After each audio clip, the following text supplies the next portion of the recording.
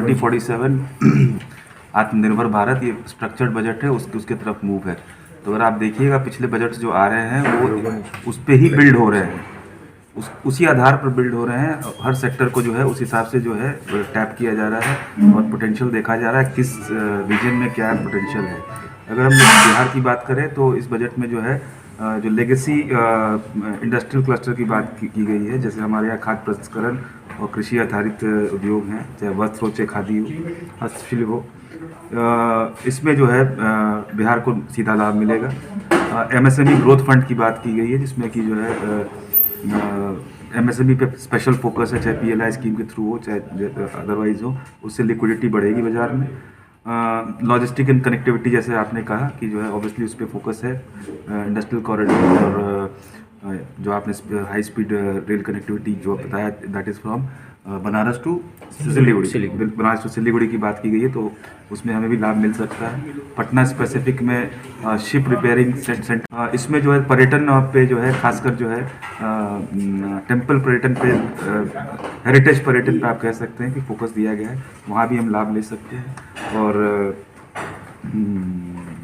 शिक्षा, इसमें आप देखेंगे तो मेजरली जो है एआई को इनेबल करने की बात की गई है, स्किलिंग पे फोकस किया गया है, स्किलिंग पे खर्च करने की बात की गई है।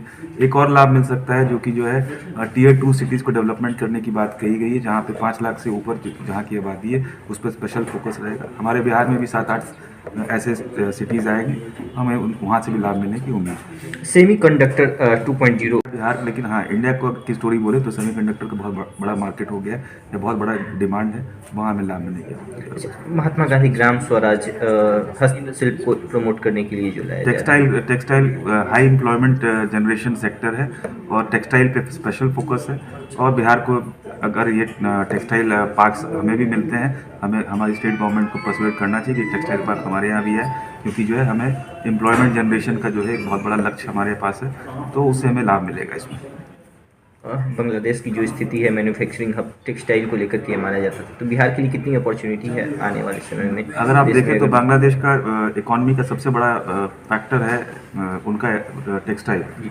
आने वाले समय में हमें दिखता है कि ये शिफ्ट जो हम लोग पॉलिसी लेके आ रहे हैं, टेक्सटाइल पार्क बनाने की बात कर रहे हैं, और जो एग्रेसिवनेस हमारे सेंट्रल गवर्नमेंट की, तो इसका डायरेक्ट लाभ बिहार को ही मिलेगा, क्योंकि बिहार में जो आबादी हमारे पास है और इसको हम लोग हार्नेस कर सकते हैं towards textile, which is high employment generator basically. कुल मिलाकर ये बजट कैसा है, कितना अंक? सकारात्मक है, 2047 की तरफ बढ़ने का एक प्रयास है, और एम्प्लॉयमेंट जनरेशन और स्किलिंग पे विशेष ध्यान है, एडॉप्शन ऑफ टेक्नोलॉजी पे विशेष ध्यान। 10 में कितने अंक देंगे?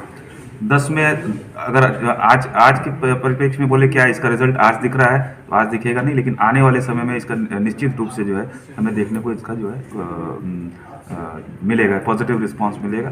तो out of 10 we should say that कि जो है we can not evaluate, because आज की प्रेजेंस नहीं है, तो आगे दिखेगा कि इसका इम्पैक्ट क्या है, लेकिन मैं कहूँगा कि बहुत सकारात्मक बजट, सेटिस्फैक्ट्री है, मोर देन सेटिस्फैक्ट्री। आप हमारे चैनल को लाइक सब्सक्राइब जरूर करें, और सभी प्लेटफार्म पर उपलब्ध है। सिर्फ बिहार हलचल न्यूज़, जन जन की आवाज़ देखते रहें।